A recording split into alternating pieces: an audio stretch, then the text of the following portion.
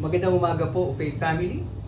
Sa buwan po ng October, we'll be having po our Sunday School or our Faith Institute of Theology and Training po, pre-recorded. Okay, so ibig sabihin po, hindi mo na po tayo face-to-face. So gagawin po natin, after recording this video po, i-upload po itong video na to sa ating Facebook, YouTube channel.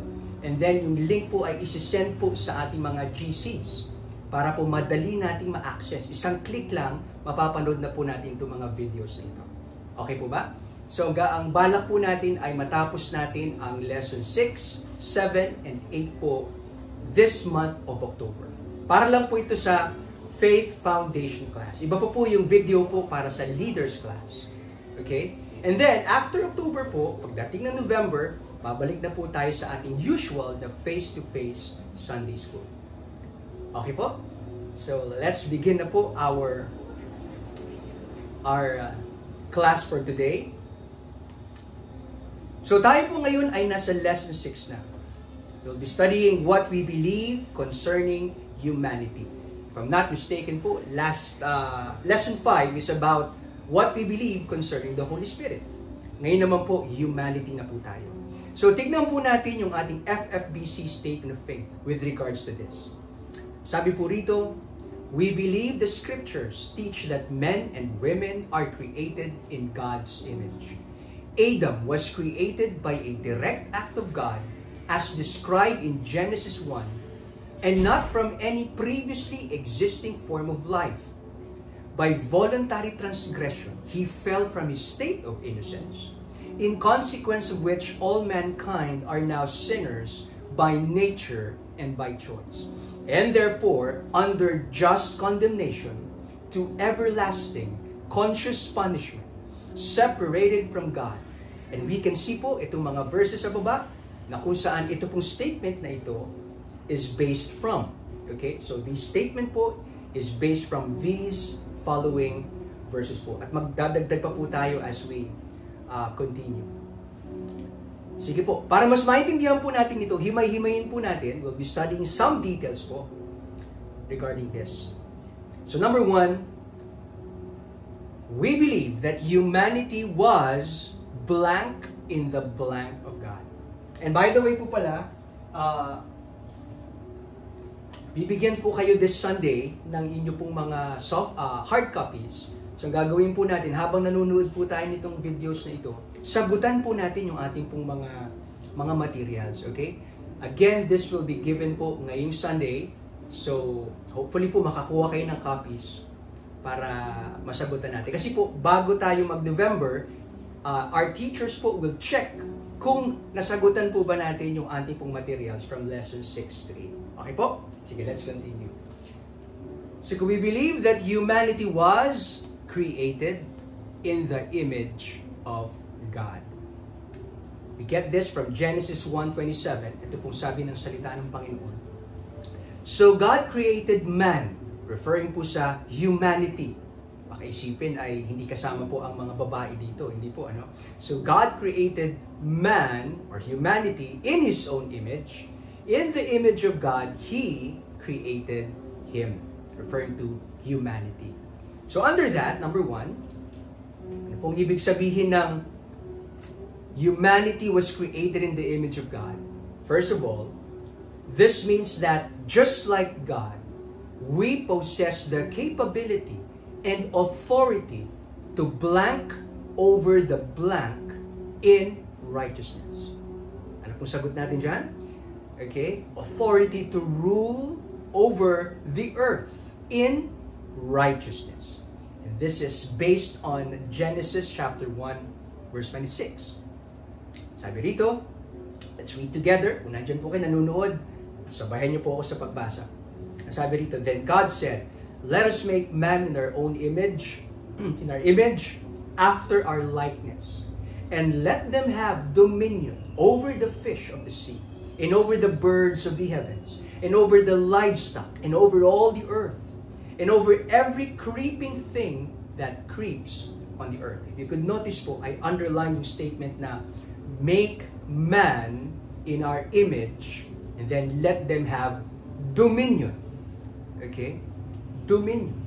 So, ibig sabihin, whatever this image of God is, na kung saan we were created in that, it involves the idea of having or exercising dominion or rule over the earth, over God's creation.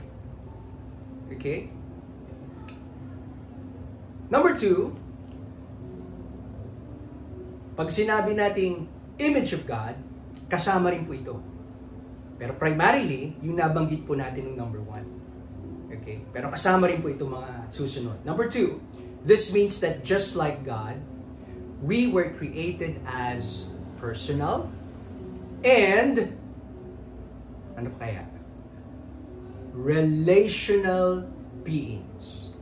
Part po ng ating being created in the image of God, ganito po tayo.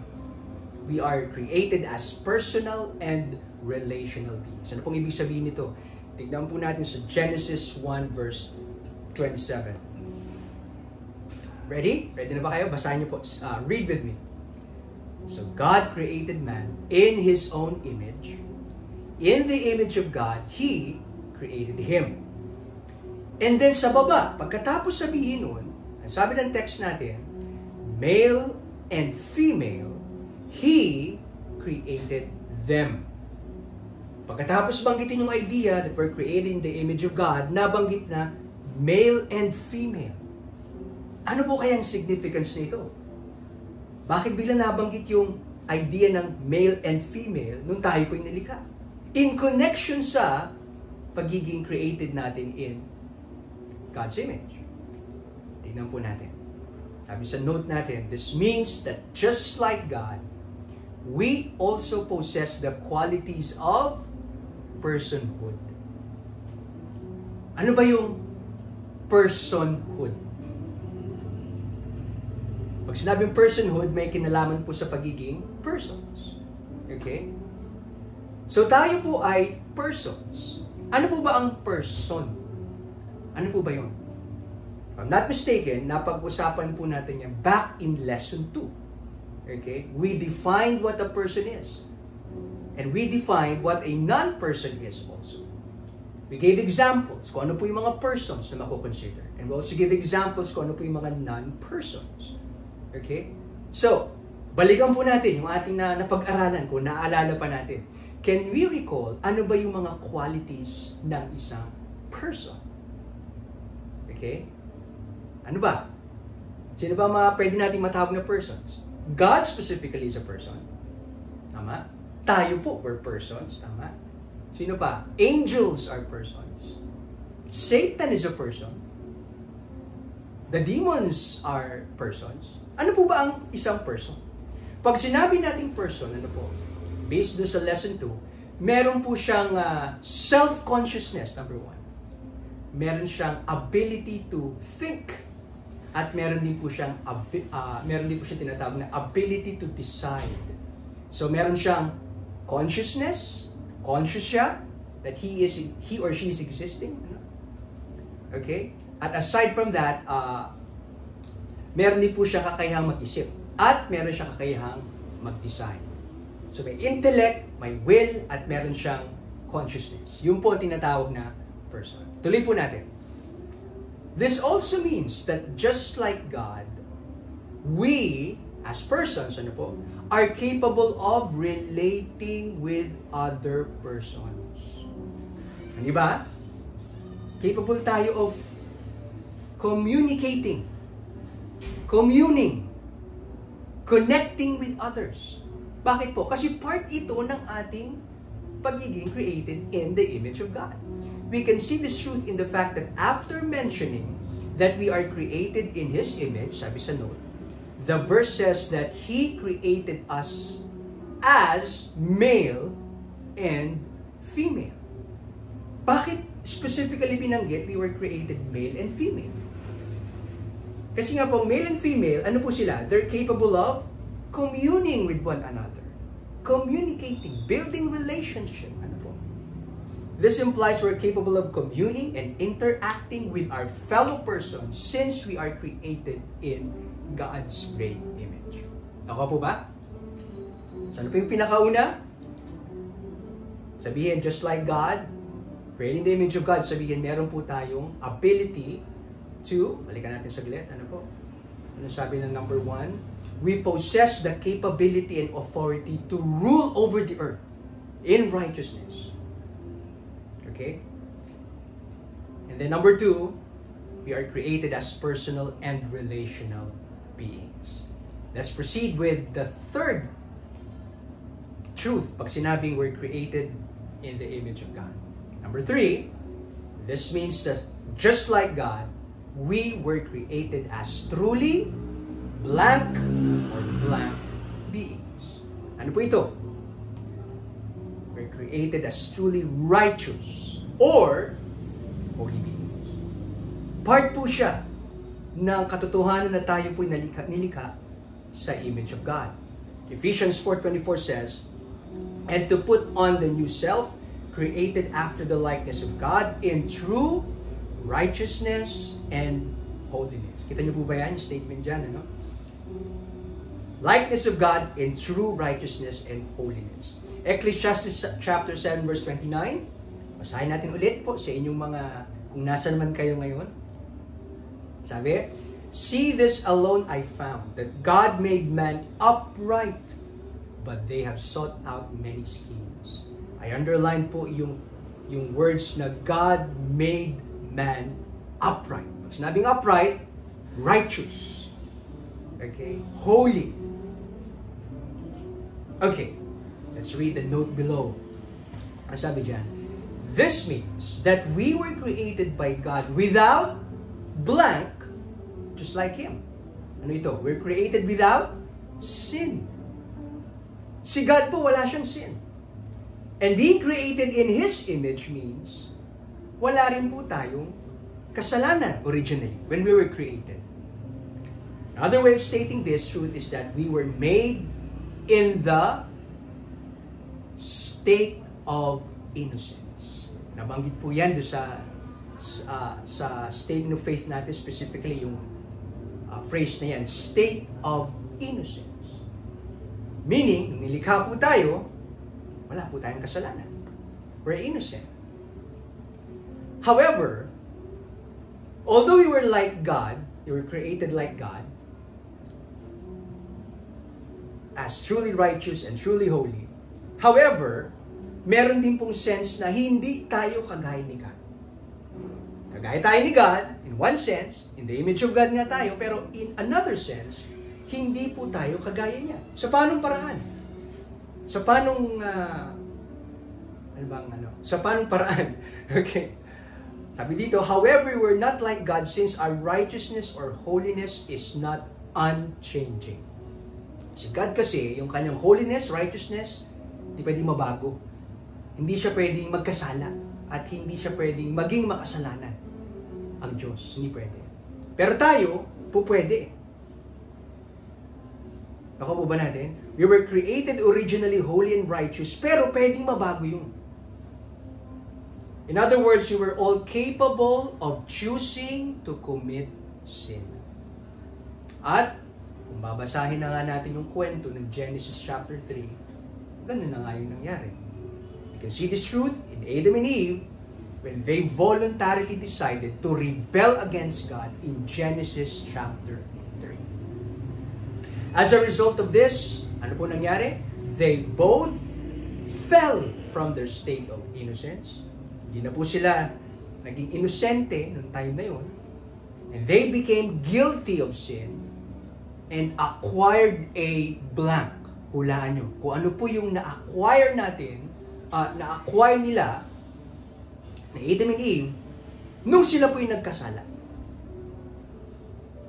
Naisip nyo na po ba? Ito po yung sagot. They acquired a sinful nature.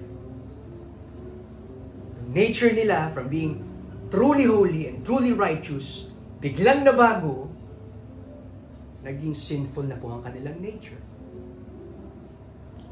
Okay? Letter B.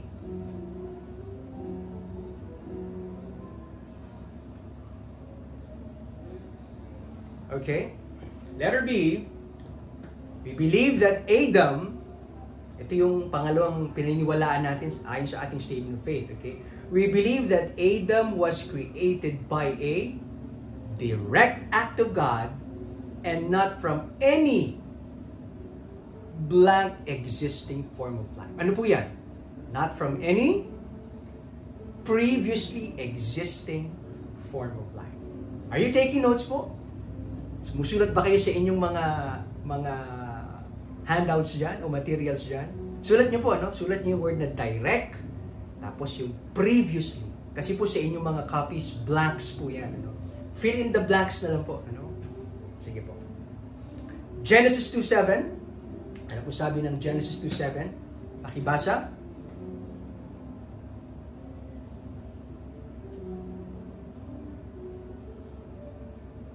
Nabasa niyo na po ba? Sige po. Okay, I hope binasa niyo po, ano? Sinabi dyan, di ba?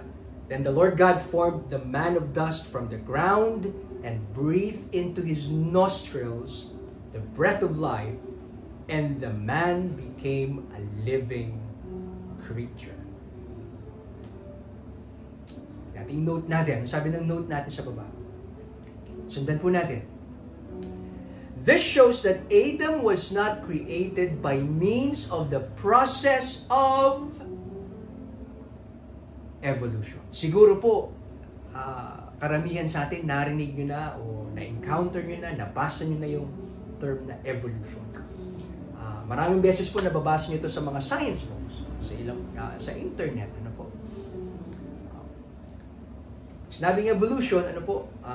They believe that the universe, everything started po, okay, sa pamamagitan po na not created by God, ano po, but it started po through a big bang, and then after nun, ano po, hanggang sa lumabas na yung, na-create na yung ating universe out of that big bang, ano. So there are some Christians who try to fuse the teachings of the Bible regarding creation and the secular belief about the theory of evolution. So merong nga iba na sabi nila, hindi natin dapat i-disregard itong theory of evolution. Kasi tama din ito. At parehas itong tama, yung sinasabi ng Bible at yung sinasabi ng evolution. Pagsamahin natin. Ano? Ang tawag po sa ganitong belief ay theistic evolution. Kasi ang evolution po is really atheistic. Sabihin, it's a belief na this universe was created not by God, okay, but by, yun nga, the Big Bang, ano, later on, condense, ano, nagkaroon ng universe, nagkaroon ng single cell life form, hanggang nag-evolve, later on, ayan, lumabas na yung unggoy, tapos later on, lumabas na rin tayo, ano. So, parang gustong pagsamahin yun, ano, kunin yung truth dito sa evolution at yung truth ng Bible. Okay? So, evolution ay hindi na siya atheistic, kundi gawin natin theistic evolution. Okay? According to those who teach this, God created the universe and humanity, but He used the long process of evolution, which began 4 billion years ago, in order to accomplish this. However, we believe that such is not taught by the Bible. Okay? So yun po sinasabi ng ating statement of faith. Ano? We don't believe na humanity was created through, ano sabi, a previously existing form of life. Hindi po tayo galing sa mga primates o sa mga unggoy. The later nag-evolve, lumabas po tayo. Hindi po. Okay, sabi ng ating text dito, God formed us from dust, from the ground, not from a previously existing form of life. Nag-evolve na hanggang sa lumabas tayo. Hindi po ganoon. Okay? And then, tuloy po tayo. Letter C. We believe. Ano yung pangatlong pinaniniwalaan natin base sa ating statement of faith? We believe that humanity became blank as a blank of Adam's first sin. Humanity became what? Sinners as a consequence of Adam's first sin. Okay? Under that, When Adam sinned, we became sinners also by being identified with the guilt of his first sin. Romans 5 verse 12, ano sabi dyan? Therefore, just as sin came into the world through one man, referring to Adam, and Adam through sin, and so death spread to all men because all sinned. Kaya balikan natin yun, ano? Pagmuni-munihan yung verse na yan. Sin came into the world through Adam. And death through sin. Pumasok ang death sa pamamagitan ng kasalanan. Pumasok ang kasalanan sa pamamagitan ni Adam. And so death spread to all men because all sin. Note, when Adam was placed in the Garden of Eden, God was God was testing him, whether he would obey his commandments or not. So, di ba na nasa garden siya, may mga utos na binigay ang Panginoon sa kanya, no? Gawin mo to, okay, rule over the earth, pangalanan mo yung mga hayop, di ba? Pwede mong kainin lahat, wag lang itong fruit of the tree of the knowledge of good and evil. Okay. Nung time na yun, na nagbibigay ng utos ang Panginoon kay Adam, God was actually testing him for a certain period of time. Okay? Na kung sakaling pumasa siya sa test na yun sana, he would be granted eternal life. Okay? And then, it would affect the whole of creation. Kasi hindi po ganun nangyari. Ano? Based on what we read in chapter 3, we know that he, as well as Eve, failed to obey God gladly and perfectly.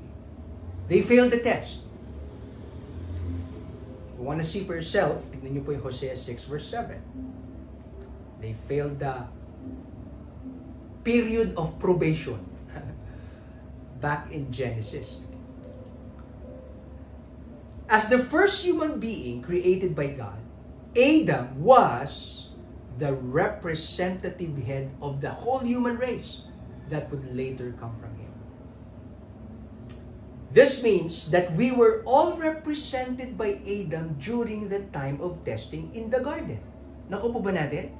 So nung tinitest ni Lord si Adam back in the Genesis chapter 2 to 3, okay?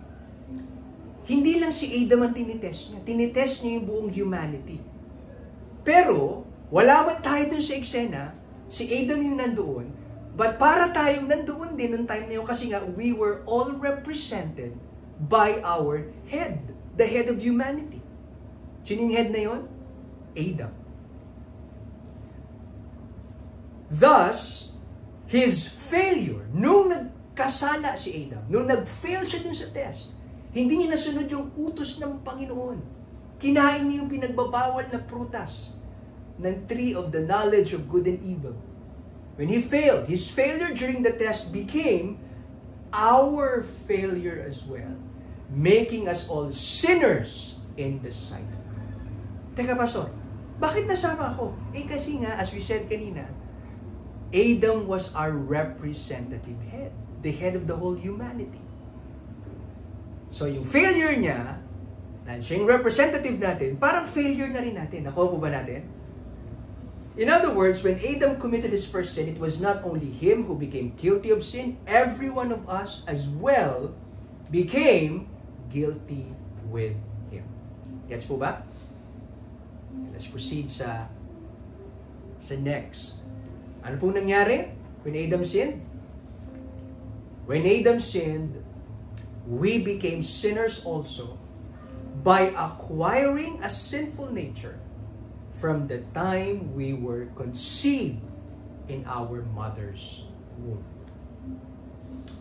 Diba, sabi natin kanina, di ba? Isa sa mga naging consequences ng pagkakasala ni Adam and Eve, they both acquired a sinful nature. Pero hindi lang pala sila yung nagkaroon ng ganong consequence.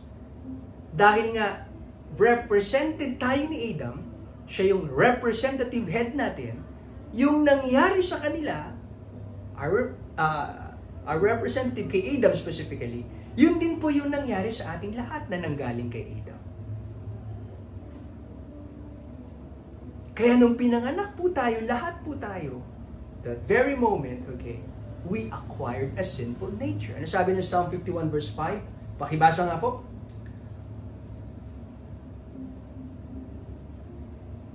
Okay. Thank you. Nasabi dyan, di ba? I was sinful at birth, sinful from the time my mother conceived me. Kahit hindi pa po tayo pinapanganak, nandun pa lang tayo sa sinapupunan, pero may heartbeat na tayo, tapos may brain waves na rin tayo dyan. Ano po? Kahit nandun pa tayo sa loob, na-conceive pa lang tayo, makasalanan na po tayo. Eh, Pastor, wala pa akong ginagawa nun. Paano nangyari yun? Eh, kasi nga, may sinful nature na tayo nun. At birth. And even before that, sabi ng text, from the time my mother conceived me. And the one speaking here is none other than King David. What's true to King David, totoo din po sa ating lahat. Kasi nga, hindi lang si King David yung nanggaling kay Adam, lahat po tayo ay descendants po tayo ni Adam. Okay? Sabi ng note, when Adam committed his first sin, one of the consequences of this is that he acquired a sinful nature. However, this nature was not only confined to him alone, since this was passed on to all his descendants, sama tayo dun, which include all of us. In short, every human being inherited the sinful nature from the time you were conceived in our mother's womb. Okay? Results of acquiring a sinful nature. What happened? No? Nung kagaya ni Adam, naka-acquire din tayo ng sinful nature. Ano po nangyari? Ano naging resulta nun? Ngayong may sinful nature na tayo, ano po? We enjoy sin all the time. We love sin. We enjoy sin. We delight in sin. Genesis 6 verse 5. Ano sabi dyan? The Lord saw. Ito po, panahon po ito ni Noah. Ano po? Pero totoo rin po ito kahit sa panahon natin ngayon. The Lord saw how great the wickedness of the human race had become on the earth, and that every inclination of the thoughts of the human heart was only evil all the time. Take note po kung gaano ka strong itong mga words, itong mga descriptions dito. Ano? Every inclination of the thoughts of the human heart was only evil all the time. May question po dito. Sabi ng question natin, describe how sinful humanity is according to this verse. Balikan niyo po yung verse. Tignan niyo kung gaano ka makasalanan yung tao dito as described in this verse. What are the words used in this verse to convey this idea? Sige nga, balikan natin. Gaano tayo ka makasalanan din sa verse na ito? Ano yung mga descriptions na ginamit dito?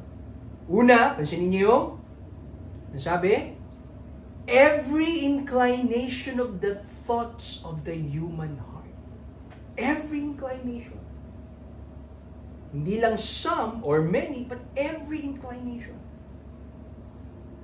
Kumbaga, every corner, every angle, parang gano'n, no? Evil daw, every inclination of thoughts of the human heart. At bukod dun sa every inclination statement na yun, nasabi pa dyan, was only evil. Walang ibang laman yung thoughts, evil. At dinagdagan pa, only evil all the time. Every inclination of the heart, evil, and only evil all the time. That's how sinful we are.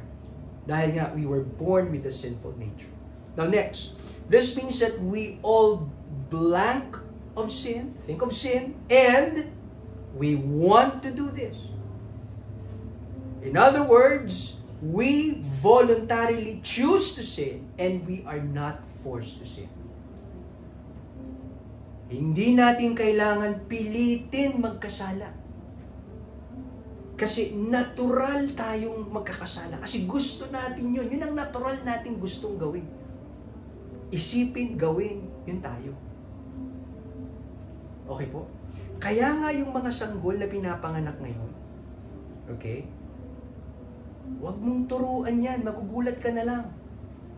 Sino nagturo sa yung gumawa niyan, anak? Sino nagturo sa yung manipa? Sino nagturo sa yung manampan? Wala nagturo. Bakit? Kusa niyang ginawa. Kusa niyang natutunan. Kasi yun po ang natural expression ng kanyang sinful nature. Kaya nga po yung mga bata, kung hindi po yan matuturuan ng salita ng Panginoon, makakapakinig ng gospel, tuloy-tuloy na po yun. Talagang walang pipigil sa pag-express siya ng kanyang sinful nature. Kasi hindi mababago yung kanyang sinful nature. Okay po? Kasi nga, we were born with a sinful nature. Tuloy po tayo. Results of acquiring a sinful nature. Okay? Bukod sa we love to commit sin, dahil may sinful nature tayo, we are enslaved by our sinful nature. Alipin tayo ng ating sinful nature. Romans 8:7-8. Pakibasa nga. Pwede pa may isang magbasa dito? may isa po akong audience dito. Isa lang. Babasa nga. Basahin mo na. Romans 8:7-8. For the mind that is set on the flesh is hostile to God, for it does not submit to God's law. Indeed, it cannot. Those who are in the flesh cannot please God. Yan. Kita niyo yung statement na those who are in the flesh, yung mga controlled by the sinful nature, cannot please God. Cannot please God. At ano sila? Sabi rito, yung mind nila set on the flesh, okay, hostile to God. Pag sabing hostile, ayaw mo sa Panginoon. Ano? Galit ka sa Kanya. Ayaw mo siyang sundin. Sabi nga sa baba, for it does not submit to God's law. Indeed, it cannot. It cannot. Hindi niya gagawing mag-submit kasi ayaw niyang magpa-submit. Kasi nga, hostile siya kay God. Kumbaga, oppose siya kay God. Galit siya kay God. Ayaw niya kay God. Yun ang idea. Ano ibig sabihin nun? Di-enslave tayo ng ating sinful nature. The flesh pala, by the way, na binabanggit dito is referring to our sinful nature. Okay? For the mindset on the flesh, the sinful nature, is hostile to God. It does not submit to God. It cannot. Those who are in the flesh, in the sinful nature, cannot please God. I hope that's clear. Next, sabi na note natin, this means that our sinful nature prevents us from obeying God. In other words, because of this inherited nature, we do not desire to obey Him. What we want is to rebel against God. Yan ang sinasabi ng text natin. Hostile tayo sa Panginoon. Because of this, we are totally helpless and hopeless to save ourselves from our condition, since we do not want to submit to Him. Just imagine, kung hindi tayo niligtas ng Panginoon, talagang hindi natin kayang iligtas ang ating sarili. Kasi in the first place, kung hindi nag-initiate ang Panginoon, ayaw mong lumapit sa Panginoon. Kasi nga, galit tayo sa Kanya. Ayaw natin sa Kanya. Ayaw natin ng righteousness, ng holiness. Nakokornihan tayo, nababaduyan tayo doon. Naiinis tayo doon. Nilalayuan natin yun. Kaya ayaw natin sa Panginoon. Ayaw natin kung sino ang Panginoon. Hindi ba? Kaya nga yung kaligtasan natin talaga, grace talaga at mercy ng Panginoon. Kasi kung hinayaan lang tayo ng Panginoon, wala talagang mangyari sa atin. Doon tayo sa kangkungan ng impyerno pupulutin talaga. Kasi, di ba? Enslaved nga tayo ng ating sinful nature. Sabi ng ating di ba? O, tuloy tayo. What's the fourth important thing that we believe ayon sa ating statement of faith? We believe that humanity became subject to death and are condemned for eternal conscious punishment in hell. Romans 5 verse 12. Request ko ulit yung audience ko dito magbasa na ano. Ano sabi? Romans 5:12. Yeah. Therefore, just as sin came into the world through the man, Adam, and death through sin, and so death spread to all men because of sin. Yan. Okay. That's the verse na ginamit din natin kanina. Sabi nga dyan, death through sin. Okay? Death through sin. Pumasok ang kasalanan sa pamamagitan ni Adan at yung kamatayan pumasok sa pamamagitan ng kasalanan. So, ibig sabihin, humanity became subject to death. Kasi nga, sabi dito, death spread to all men. Meron po bang tao na hindi mamamatay? Merong hindi namatay, oo, Enoch, Elijah, pero pwede silang mamatay kung tutusin. May tao po ba na hindi mamamatay? Hindi pwedeng mamatay? Meron po ba? Wala. Kasi nga, death spread to all men. Ang dahilan? Kasi lahat tayo makasalanan. Tama po ba? Tuloy po tayo. Romans 6:23, for the wages of sin is death. Okay? Ano sabi ng note natin? The verses above shows that death is the result or consequence of sin. The basic meaning of death daw is, ano basic meaning ng death? Ano basic meaning ng death? Kasi daw, the consequence of sin is death. Yun ang sabihin ng wages. The wages of sin is death. The result of sin, or the consequence of sin, or the punishment of sin, you could say, is death. Ano ba yung death? The basic meaning of death is separation. Yun po ang sabihin ng death, separation. Now, kung separation ang basic meaning ng death, there are different kinds of death in the Bible. Tingnan natin kung anong ibig sabihin po nito, ha? Pero let's bear in mind, isipin natin na ang basic meaning ng death is what? Ano yun? Separation. Okay, sige. Unang death, okay, sa Bible is separation of our body from our soul. Ito po yung tinatawag na first death. Di ba? May kamag-anak po ba tayong namatay? Kung meron po, they experience first death. Yung kanila pong soul humiwalay sa kanilang body. At humiwalay yung soul sa body, wala nang buhay yung katawan. Death po yun. Nag-separate yung soul sa body. Okay? Ecclesiastes 12 verse 7, and the dust returns to the earth as it was, and the spirit returns to God who gave it. Okay? And then, the next death po sa Bible is separation of our body and soul from God. Ang tawag po dito, second death. Okay? This is what we call the second death.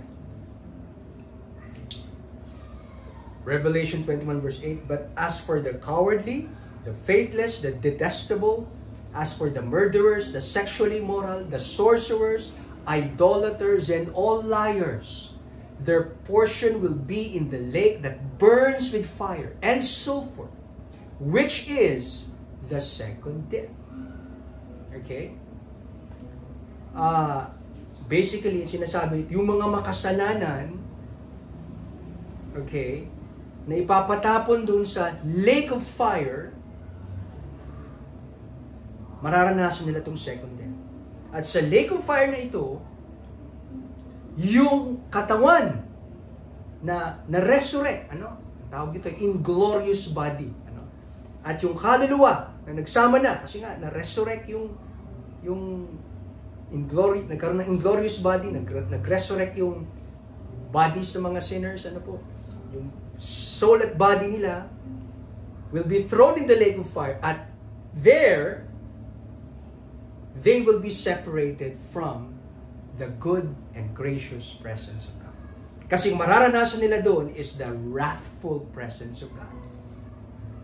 kanyang presence that brings wrath and punishment. Yun ang mararanasan nila, not the gracious and good presence of God. Okay, Revelation 20 verse 10. And the devil who had deceived them was thrown into the lake of fire and sulfur, where the beast and the false prophet were. And they will be tormented day and night forever and ever. I underline po yung statement na they will be tormented day and night forever and ever. Yung mga makakaranas po ng second death.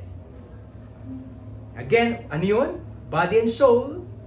Yung resurrected body at yung soul ng sinners will be separated from the gracious, loving presence of God. At pag napunta sila dun sa impyerno, separated from God, doon they will be tortured, you can say. Tortured day and night forever and ever. Doon sa apoy ng lake of fire. Apoy ng lake of fire. Okay. Note. Ano sabi ng note natin? For sinners to experience second death someday means to be condemned by God to suffer eternal conscious suffering as punishment for their sins, where they will be separated from God's loving and delightful presence. Okay. As we close, that ends po our